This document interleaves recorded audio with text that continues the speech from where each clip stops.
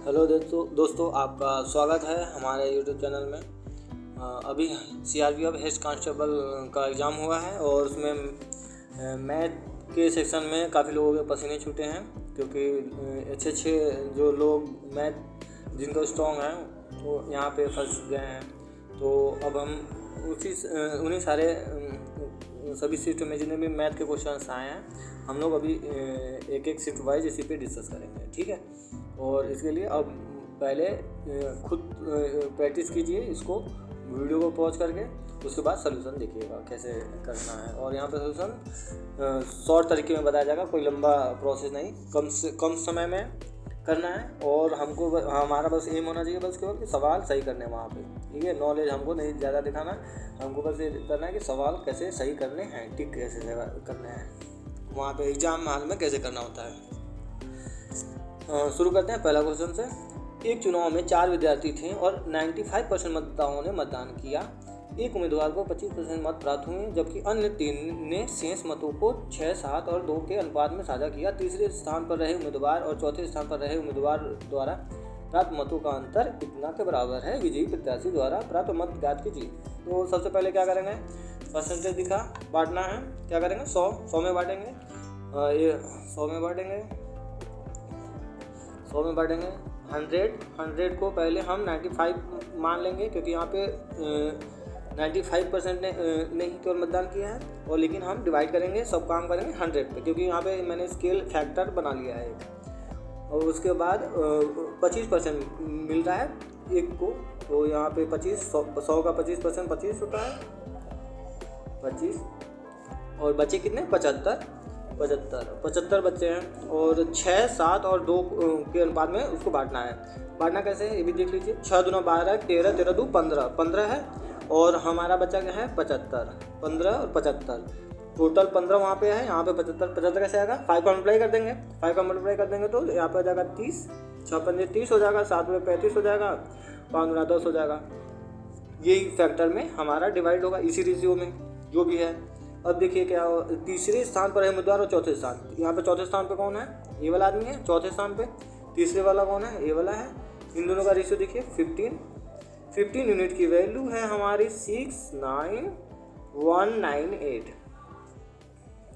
ठीक है, 69198, 15 यूनिट की वैल्यू इतनी है। और पूछा क्या, विजय प्रत्याशी यहाँ पे कौन है, 35 वाला। तो 15 यूनिट की वैल्यू इतनी है, तो 35 यूनिट की वैल्यू, बस यूनिटरी मेथड लगानी है। तो हम क्या करते हैं, थोड़ा स्पेस बनाते हैं यहाँ पे,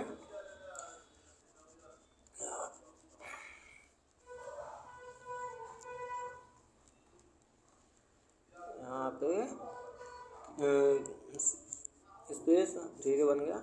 उसके बाद 35 करनी है, तो इंटू कर देते हैं 35 डिवाइडेड बाई 15। तो 5 से 35, 5 गुना 10 और 10। अब देखिए पूरा कैलकुलेशन करने की जरूरत नहीं है, दो को 5 7 35, 5 3 15, 3 से डिवाइड करिए। 3 से डिवाइड करेंगे तो यहाँ पे 6 3 18 होता है, 6 और 6 42 यूनिट डिजिट क्या आ गया, 2। ऑप्शन चेक करिए, यूनिट डिजिट को 2 किस में है, इसमें है, यूनिट डिजिट 2, बस। इसके बाद पूरा कैलकुलेशन करने की ज़रूरत नहीं है ना। अब नेक्स्ट क्वेश्चन पे आते हैं। कविता और विनीता किसी कार्य को 25 दिनों और 20 दिनों में पूरा करती हैं। सरिता की सहायता से वे कार्य को इतना दिनों में पूरा करती हैं। कविता और सरिता को कार्य को, बस ऐसे क्वेश्चन दिखे, बस क्या करना है, एफिशिएंसी निकालनी है सभी की। तो कविता और विनीता और सरिता, ठीक है। एफिशिएंसी क्या होता है, अभी टाइम का उल्टा, ठीक है। 1/25, 1/20 और 6 सही 18/47 कितना हो जाएगा, 6 7 42, 2 6 24, 24 4 28, मतलब 282 और 8 290, 300/47। तो यहाँ पे क्या हो जाएगा, उल्टा करना है हमको समय का, टाइम का इतना। अब क्या करना है कि जो नीचे वाले का एलसीएम से मल्टीप्लाई करना है, ताकि हमको एक प्रॉपर नंबर आए, है ना, नंबर पे काम करना है। तो एलसीएम कितना हो जाएगा, 25 20 और 300 का एलसीएम क्या हो जाएगा? 300 300 300 को मल्टीप्लाई कर दीजिए, ठीक है। 300 मल्टीप्लाई कर 25 चौके 100 4 12 12 आ गया, और 15 और 300 47, 12 12 15 47 एफिशिएंसी का रेशियो आ गया। कविता और सरिता को कार्य पूरा करने में कितना समय? कविता और सरिता का, यानी सरिता की एफिशिएंसी निकालनी पड़ेगी। सरिता की एफिशिएंसी कैसे निकलेगी? कविता और विनीता की एफिशिएंसी का सम कितना है? 27 है, लेकिन यहाँ पे तीनों का मिला के 47 है, यानी सरिता का एफिशिएंसी कितना हो जाएगा? 20 हो जाएगा। सरिता की एफिशिएंसी 20 हो गया। और पूछा सरिता और कविता की एफिशिएंसी 12, यानी टोटल दोनों मिल के कितना कर लेंगे? 32 से दोनों का मिला के हो गया 32 दोनों को मिला के हो गया। और हमको स्पेस की थोड़ा सी ज़रूरत है।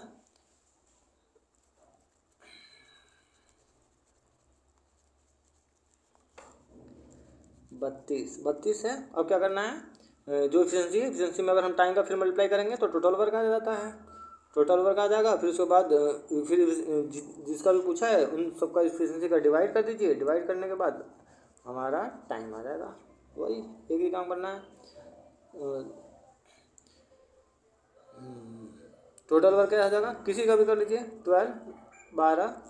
12 गुणित कविता कितने दिनों में करी थी? 25 दिनों में। 12 गुणित 25 बटा टोटल कितना था अभी बताएं? 32। 20 + 12 32। तो अब काटिए इसको। 4 × 12 4 बटे 32 8 75 75 बटा 8 75 बटा 8 कौन सा आसान हो गया? और 9 72 72 3 75 75 बटा 8। ठीक है। अब आते हैं अगले क्वेश्चन पे। 0.36% को अनुपात में व्यक्त करना है। 0.36 बहुत ही आसान सवाल। 36 बटा 100 गुणित 1 बटा 100 हो जाएगा 9 4 4 9 36 4 25 चौके 100 9 बटा 2500। ठीक है, आगे बढ़ते हैं। अब इनका के योग और इनके अंतर क्या कर लेंगे? रेशियो निकालेंगे सबसे पहले। 12 × 60 65 बटा 12, और यहाँ पे 3 दूना 6 2 8 8 बटा 3। फिर इसको अब एलसीएम मल्टीप्लाई 12 से मल्टीप्लाई करिए, कितना आ जाएगा? 65 और 3 चौक 12 और चौका 32 65 और 32। अब क्या हो जाएगा? सम जोड़िए योग 65 और 32 कितना होता है? 97। और इन दोनों का अंतर लिखिए, अंतर कितना हो जाएगा? 33। 97/33 ऑप्शन डी। ठीक है। अब आगे नेक्स्ट सवाल देखिए। एक अर्धगोलीय कटोरा रस से लबालब भरा जाता है। कटोरे की सामग्री को एक बेलनाकार बर्तन में स्थानांतरित किया जाता है जिसकी त्रिज्या इसकी ऊंचाई से 25% अधिक है। ठीक है, बेलनाकार बर्तन की जो त्रिज्या है वो ऊंचाई से 25% अधिक है। ठीक है, यदि कटोरे और बेलन दोनों का व्यास समान है तो बेलनाकार बर्तन, सबसे पहले जो पूछा है वही पे आया करिए। बेलनाकार बर्तन का आयतन क्या होता है? पाई आर स्क्वायर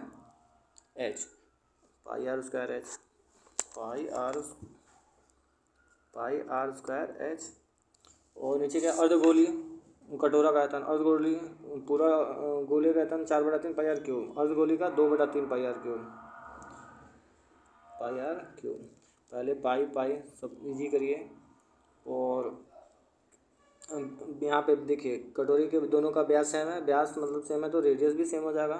त्रिज्या आर स्क्वायर और आर कट जाएगा, यहाँ बचेगा 3/2, 3 ऊपर चला जाएगा 3/2 बचेगा, और h/r। ठीक है, 3/2 h/r। यहाँ पे देखिए हाइट जो इसकी त्रिज्या है बेलन की ऊंचाई से 25% ज़्यादा है, 25% ज़्यादा है।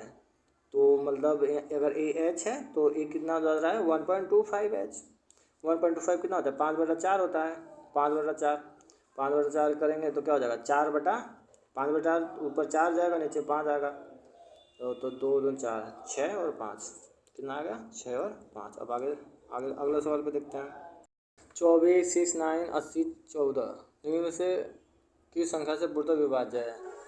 ठीक है, 7 की डिविजिबिलिटी देखिए 112 जैसे है एग्जाम्पल। 11 - 2 यूनिट डिजिट जो भी है यहाँ पे उसका डबल -11 माइनस 4 7, तो ये सेवन से डिविजिबल होगा। सेवन से डिविजिबल तो है नहीं है। 8 से एट की डिविजिबिलिटी क्या होती है, लास्ट के 3 डिजिट 8 से डिविजिबल होना चाहिए। 9 की डिविजिबिलिटी क्या होता है, सम ऑफ डिजिट 9 से डिविजिबल होना चाहिए। 11 का डिविजिबिलिटी क्या होता है, इवन माइनस ऑड या ऑड माइनस इवन जो भी है 0 या 11 का मल्टीपल होना चाहिए। यहाँ पे चेक कर लेते हैं 11 का। 2 और 6 8, 8 गुना 16, 16 17, 4 और 9, 9 4 कितना 13, 13 9 4 13, 0 फिर 4 17 0, मतलब 11 का डिविजिबल है। आगे बढ़ते हैं। अब पाइप ए एक टंकी को 12 घंटा में भर रहा है। बी से 18 घंटा में भर रहा है और दोनों एक साथ खोला गया। फिर एक रिसाव आ गया, रिसाव के कारण 48 मिनट बढ़ गया। अब याद करना है कि रिसाव खाली कितना करेगा, कितना समय में। ठीक है, कितना समय में टंकी को खाली कर देगा। सबसे पहले क्या करेंगे, रेशियो निकालेंगे ए और बी का। रेशियो मतलब टाइम का उल्टा, 18 और 12 हो जाएगा। 6 से 18, 6 दूना 12, टाइम का उल्टा करेंगे तो ये रेशियो इस रेशियो में आएगा। अब रिसाव पहले इनको निकाल देते हैं कि इन दोनों एक साथ कितना समय में भरते हैं। तो इफिशिएंसी इंटू टोटल टाइम कर देंगे, टोटल वैल्यू में जाएगा 12/5, 12 3 36, 36/5, 36/5 घंटा लग रहा है। और 48 मिनट तो बढ़ गया, रिसाव कर रहा है तो 48 मिनट को घंटा में बदलिए और ऐड करिए। ठीक है, जो क्योंकि ये तो बड़ा है तो 48/60 मतलब 12 चौ 48, 12 पंजे 60 मतलब 40/5 मतलब 8 घंटे। मतलब रिसाव के साथ ही 8 घंटे में भर रहे हैं सब में एक साथ। ठीक है, अब रिसाव एक साथ 8 घंटे में बढ़ रहे हैं। फिर क्या करना है, बस कुछ नहीं, ए बी और सी। इसका कितना था 1/12, 1/12, 1/18, 1/8। एलसीएम से मल्टीप्लाई करिए, एलसीएम कितना 72, 72 से मल्टीप्लाई करेंगे कितना लगा, 12 छंग 72, 18 चौ 72 और 9 72। ये रिसाव के साथ है और ये अकेले के लिए का है तो 6 4 10, यानी रिसाव का कितनी परसेंटेज हो गई 1 है ना। रिसाव मतलब माइनस आ रहा है मतलब 1। अब टोटल वैल्यू 6 गुणित कितना 12/1 कितना हो जाएगा, 12 छंग 72, 12 छंग 72। इस क्वेश्चन का आंसर हमको लगता है कि गलत है। अभी देखिए कैसे। केशव और माधव मिलकर एक परियोजना को 35 दिनों में पूरा करने का निर्णय लेते हैं, जबकि केशव अकेले परियोजना को 84 दिनों में पूरा कर सकता है, किंतु स्थान की अनुपलब्धता के कारण वे बारी बारी से कार्य करने का निर्णय लेते हैं। केशव ने पहले दिन कार्य किया और माधव ने दूसरे और तीसरे दिन कार्य किया और कार्य आगे भी इसी तरह क्रम में जारी रहा। वे इस परियोजना को कितने दिन में पूरा करते हैं। ठीक है, केशव और माधव एफिशिएंसी पे काम करेंगे।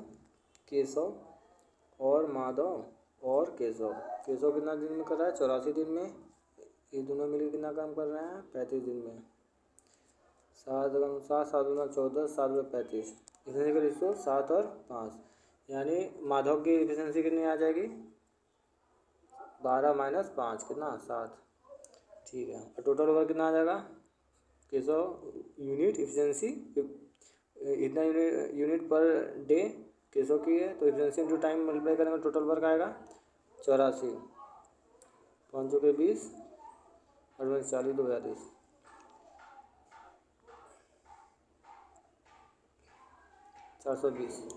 टोटल जो वर्क है 420 यूनिट है।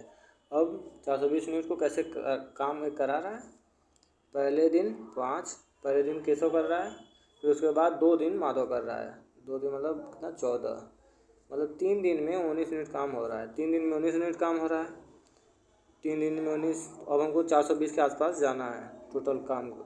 22 से मल्टीप्लाई करते हैं, 22 से मल्टीप्लाई करेंगे तो कितना आ जाएगा 19 38 फिर 38 और 11, 38 और 11 कितना हो जाएगा 418 मतलब 22 टाइम में 418 पहुँच गया, यानी 66 दिन इन लोग काम किए हैं। ठीक है, 66 बचा कितना काम 2 यूनिट, और 2 यूनिट कौन कर रहा है, कौन करेगा जिससे शुरुआत हुआ था, क्योंकि पूरा टोटल यहाँ तक आ गया 418 5 से, तो कितना आ जाएगा 66 और प्लस 2/5, यानी 66 सही 2/5। इसका आंसर मेरे हिसाब से यही होना चाहिए। अब आगे बढ़ते हैं, आप लोग भी अपना इसका करिएगा, आंसर जो आएगा इसको कमेंट में बताइएगा। आगे बढ़ते हैं अब। 2 ट्रेनें, एक लखनऊ से कोलकाता के लिए और दूसरी कोलकाता से लखनऊ के लिए एक ही रूट पर एक साथ चलना आरंभ करती हैं। एक दूसरे को पार करने के बाद ट्रेनें क्रमशः 8 आवर और 10 आवर्स के बाद अपने गंतव्य पर पहुंचती हैं। यदि धीमी ट्रेन की चाल इतनी है तो तेज़ ट्रेन की चाल क्या होगी? इसके लिए सबसे शॉर्टकट तरीका है, वो शॉर्टकट तरीका अगर आपको नहीं पता है तो सही में आप ये क्वेश्चन को एग्ज़ाम में छोड़ना ही ज़्यादा आपके लिए ज़्यादा बेनिफिट रहेगा। तो इसका फॉर्मूला, शॉर्टकट फॉर्मूला क्या है? u1/u2 is equal to √T2/T1।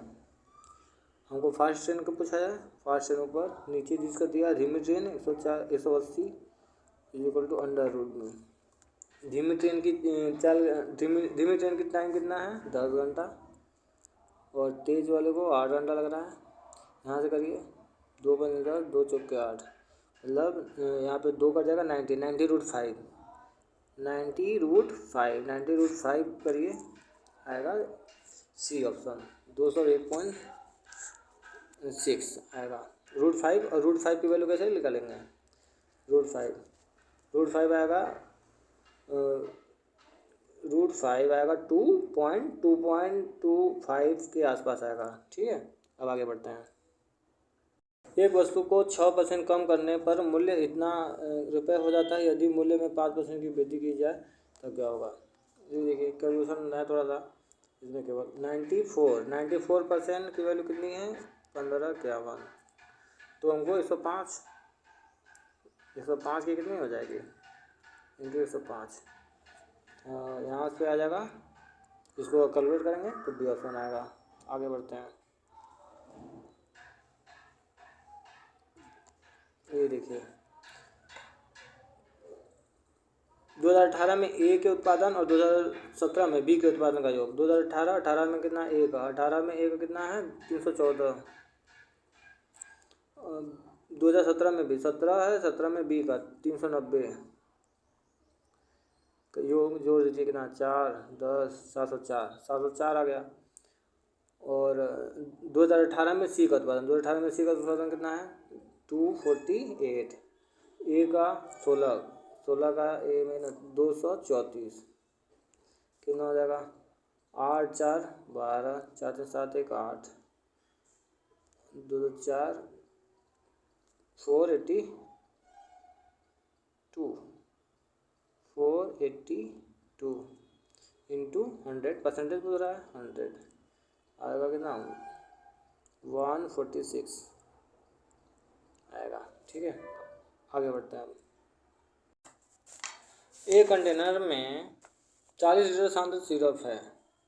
ठीक है, इसमें 4 लीटर सिरप निकाल लिया गया और जल से प्रतिस्थापित कर दिया गया। यह प्रक्रिया 3 बार की गई। अंत में कंटेनर, इसके लिए आपको एक शॉर्ट तरीका पता होना चाहिए कि जो बचा हुआ मटेरियल है वो होता है A1 - C/A के पावर में n मतलब जितनी बार भी होगा हमारा निकालना डालना सब कितने बार हो रहा है? A।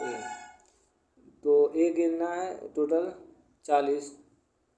पहले 1 - 4 लीटर निकाल रहा है, 4/40 कितनी बार हो जा रहा है? 3 1 को 4 बार हो जा रहा है। अंत में कंटेनर विलयन में कितना परसेंटेज पूछ रहा है? ये बी है, परसेंटेज है तो कितना हो जाएगा? 4 10 9 9/10 9/10 के पावर में 4, इसी का परसेंटेज हो जाएगा। और इधर B/40 परसेंटेज क्या होता है? कितना बचा है और टोटल 40 था, है ना? B/40 कितनी वैल्यू है? 9/10 का के पावर में 4, 9/10 के पावर में 4 करेंगे तो 9 के पावर में 4 कितना होता है? 65 61 और परसेंटेज है इंटू 100 करेंगे, परसेंट लिखाने के लिए 100 करेंगे तो एक 100 कटेगा, 100 पे पॉइंट आ जाएगा, तो 65 और 61 ऑप्शन डी। आगे बढ़ते हैं हम। बहुत ही आसान सवाल। 2 पावर में x+1, यहाँ पे जो नीचे है 2 सेम करना है, कितना हो जाएगा ये? 2 पावर में 3 3 मतलब 6x minus 9 is equal to कितना हो जाएगा x प्लस 1 पावर सेम हो जाएगा क्योंकि नीचे भी सेम है। कितना हो जाएगा 5x is equal to 10 x equal to कितनी हो जाएगी 2 x इक्वल टू 2। ठीक है, आगे बढ़ते हैं हम। देखिए सोमवार से शुक्रवार के बीच एक विशेष सप्ताह का औसत क्या होता है? टोटल समीशन बटा टोटल नंबर ऑफ जितने भी नंबर हैं, है ना, औसत। तो हमारा सोमवार से शुक्रवार, ठीक है, सोमवार से शुक्रवार के बीच जो टेम्परेचर का जो योग है वो कितना हो जाएगा?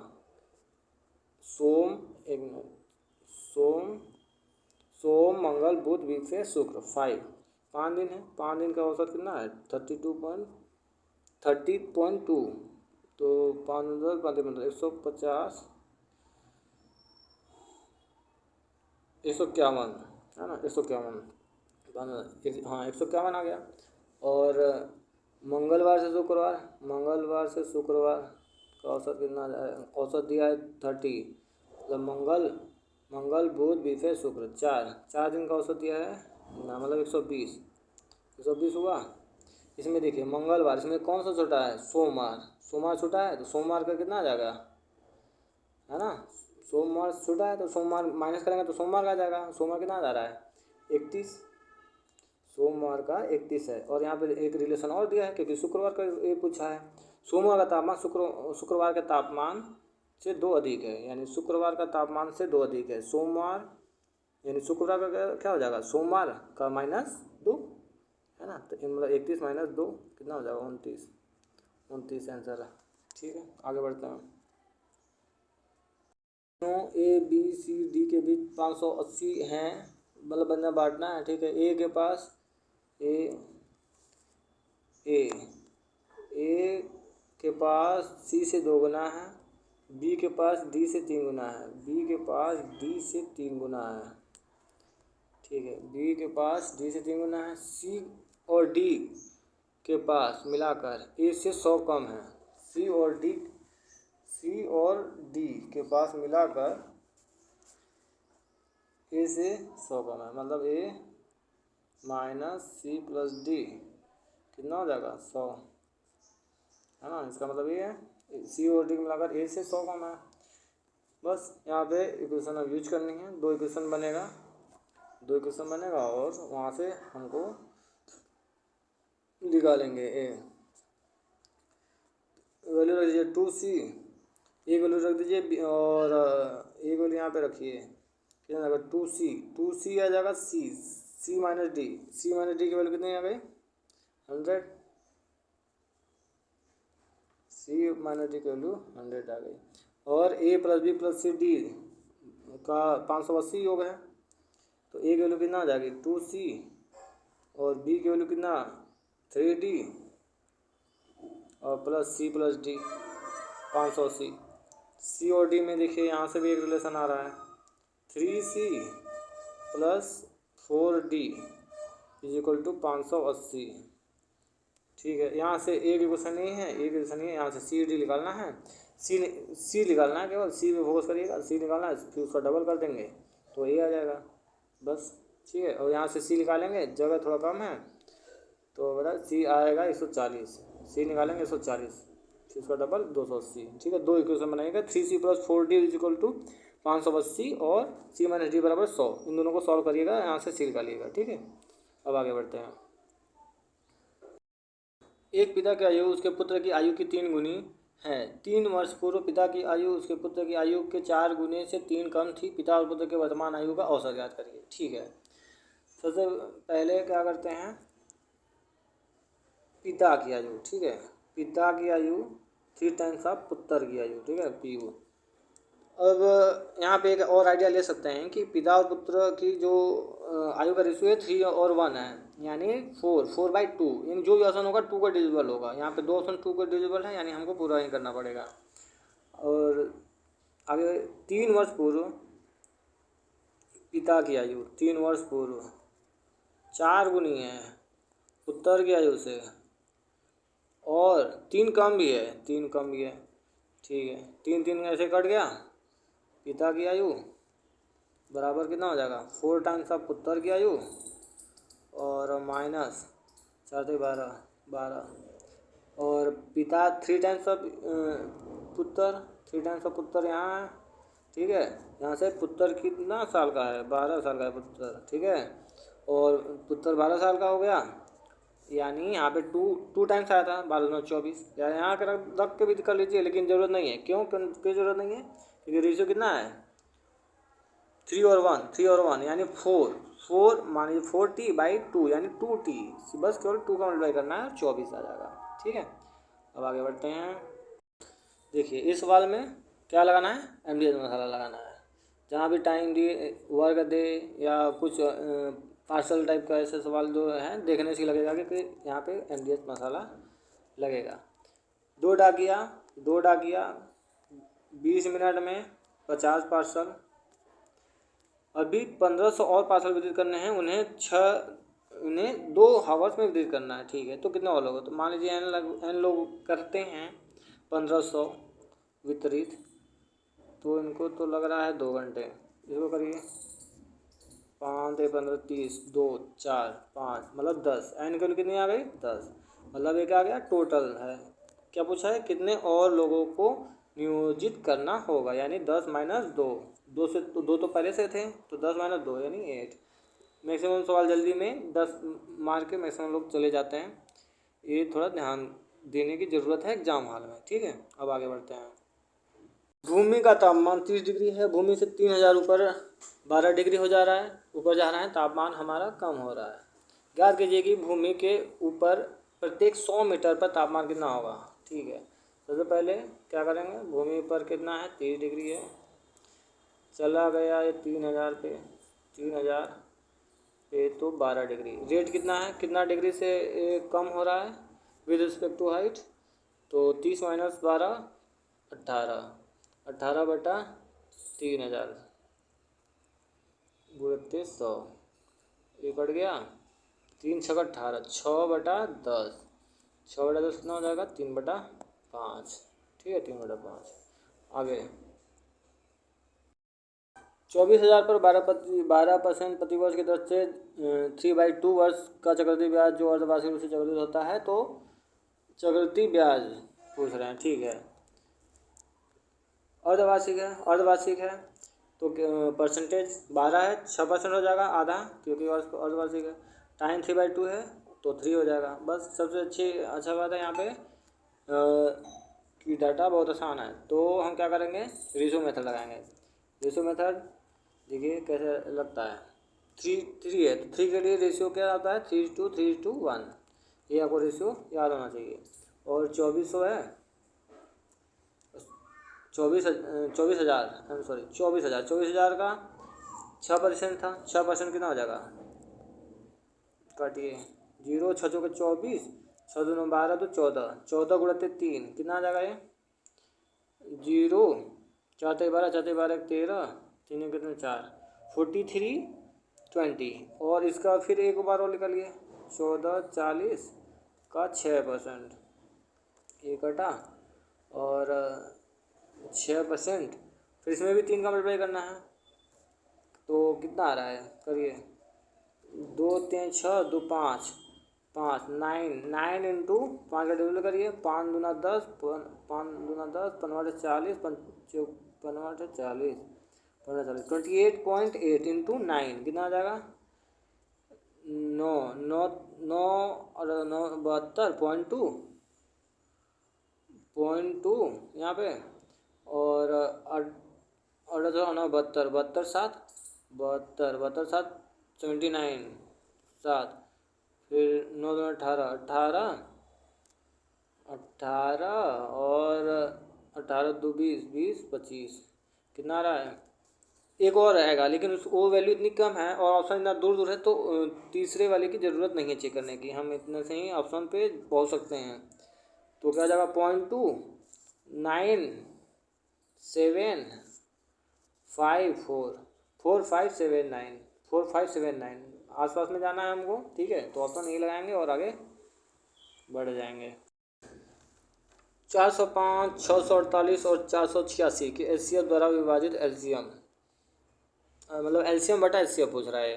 ठीक है, तो क्या करना है, पहले इन दोनों का सबसे अच्छा तरीका है एचसीएफ निकालने का, माइनस डिफरेंस वाला। डिफरेंस निकालिए, इन दोनों का डिफरेंस कितना आ रहा है, इन दोनों का डिफरेंस करेंगे 48 3 243, और इन दोनों का डिफरेंस करिए 2 1 6 1 6।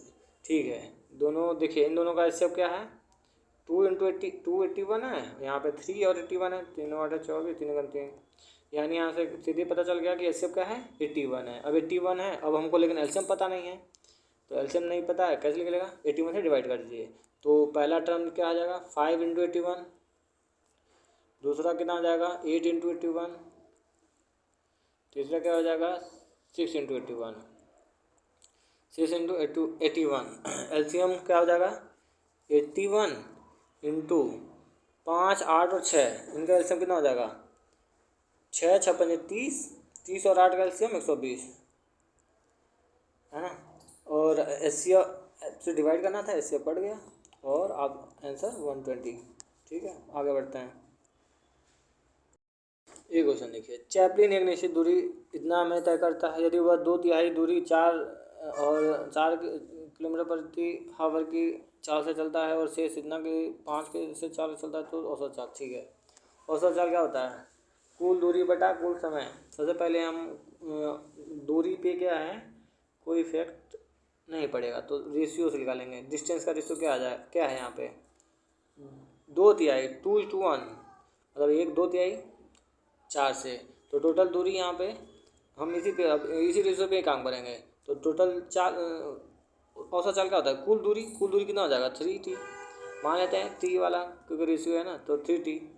और समय का जाना हो जाएगा 2/4 प्लस 1/5। देखिए यहाँ पे टी था, यहाँ पे टी, क्योंकि रेशियो यहाँ पे टी है ना, लेकिन ज़रूरत नहीं, बिना टी के भी करेंगे तो कोई ज़रूरत नहीं है क्योंकि कट जाएगा टी, इसीलिए रेशियो से कर रहे हैं।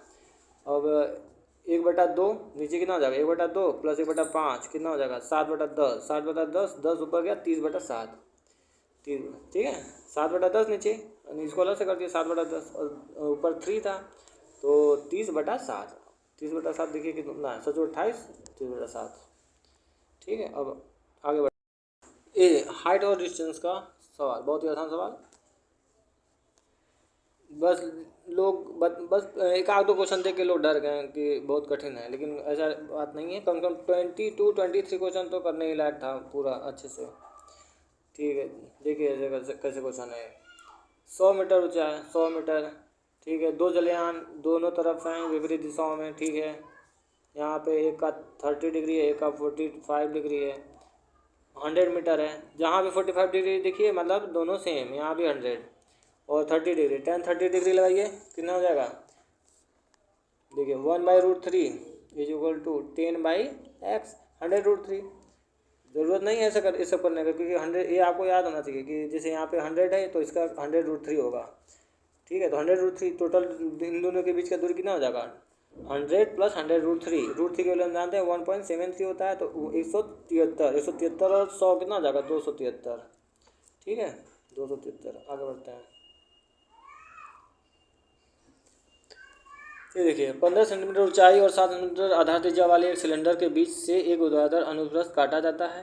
अनुप्रस्थ काट का क्षेत्रफल ज्ञात कीजिए। ठीक है, सिलेंडर देखिए कैसा है, इसमें बस अनुमान लगा लीजिए बस। ये सवाल बहुत आसान है, आपको आ जाएगा तुरंत। बीच में से ऊर्ध्वाधर अनुप्रस्थ काटा जा रहा है, अनुप्रस्थ मतलब इस तरह से, इसको काट के अब खोलिए, खोलने के बाद जो सतह है उसका क्षेत्रफल पूछ रहा है। यहाँ से खोलेंगे तो कैसा सतह दिखेगा आपको, रेक्टेंगुलर दिखेगा, रेक्टेंगुलर दिखेगा, जिसका ये साइड क्या हो जाएगा डायमीटर, रेडियस अगर उसका 7 है तो डायमीटर कितना हो जाएगा 14, और एट साइड कितना हो जाएगी इसकी पूरी लंबाई जितनी थी, ऊंचाई जो है बेलन की 15 गुणा 14 कितना हो जाएगा 210। ठीक है, आगे बढ़ते हैं। देखिए यहाँ पे साधारण ब्याज की 5% वार्षिक दर पर 4 वर्षों में देय 3225 का ऋण चुकाने के लिए वार्षिक भुगतान ज्ञात कीजिए। ठीक है, वार्षिक भुगतान ज्ञात करना है तो शॉर्ट तरीका है कि आपको इसका फॉर्मूला याद कर लीजिए और ये तो सिंपल इंटरेस्ट है। इसके बाद कंपाउंड इंटरेस्ट में भी होता, कंपाउंड इंटरेस्ट होता, तो उसका कैसे करते हैं। अब इसको समझ देखिए, यहाँ पे एक होता है फैक्टर डी। डी की वैल्यू होती है 200t plus R T T minus one, यहाँ से डी निकालिए। और यहाँ बहुत आसान है, बस फॉर्मूला जाना चाहिए 200a बटा डी। तो 200 टी का टी कितना है 4, 800 और प्लस आर 5 गुणित्ते 2 गुणित्ते 3 कितना हो जाएगा 500 के 20 60, 860 हो गया ये 860, डी 860 है। याद करिए रहिएगा। तो 200 गुणित्ते 860 और 200 गुणित्ते 8, 200 गुणित्ते अमाउंट है ना, ऊपर अमाउंट रखते हैं, ठीक है। 200 आई बाई डी होता है, 2335 बाई डी 860, इसे करेंगे 750, ठीक है। अगर इसी को अगर कंपाउंड इंटरेस्ट होता तो उसके लिए आपको फार्मूला बेस्ट है। इसमें तो फार्मूला अगर याद है तो आप बहुत कम समय में कर पाएंगे। वैसे भी बेसिक तरीके से भी हो सकता है, लेकिन उसमें टाइम ज़्यादा लगेगा। तो अगर कंपाउंड इंटरेस्ट, ठीक है, फॉर कंपाउंड अगर सी आई होता, ठीक है, तो आपको ये फार्मूला याद होना चाहिए। जैसे ए बराबर P by 1 plus R by 100, ये पहले का हो जाएगा। फिर ऐसे ही जितना महीने का पूछे, जितना साल का पूछेगा सब, ठीक है, इसी में बढ़ाते जाइएगा। 100 पावर में 2 पावर नीचे बढ़ता जाता है यहाँ से, मतलब उसको ऋण जो लिया है उसको प्रति वर्ष कितना देना पड़ेगा, ये पी वाला आ जाएगा। ये टोटल कितना ऋण लिया है, ठीक है। अब आगे बढ़ते हैं। देखिए सवाल, एक दुकानदार 2 पूर्ण बाट का प्रयोग करके खरीदते समय 5% और बेचते समय 10% तक की धोखाधड़ी करता है, उसका वार्षिक लाभ प्रतिशत। देखिए लाला जी वाला सवाल कैसे करना है, ठीक है।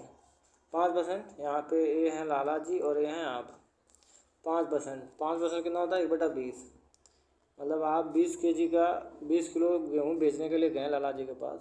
लाला जी ने कहा कि हम 20 किलो गेहूँ तो लेंगे, लेकिन हम पैसा देंगे घर से अपने 19 किलो का, ठीक है। और 10% बेचते समय। अब उसके बाद अब आपको पास कम हो गया गेहूँ, आप गेहूँ लाला जी के पास खरीदने गए, तो लाला जी ने अपना 10 किलो के गेहूँ को 11 किलो के दाम पे बेच दिया, ठीक है। टोटल ओवरऑल कितना हो जाएगा 190 से 220, मतलब कितना 30 का प्रॉफिट हुआ लाला जी को। 30 का प्रॉफिट कितना 190 पे 190, 30/190 गुणित 100, अप्रॉक्स 70% आएगा, ठीक है।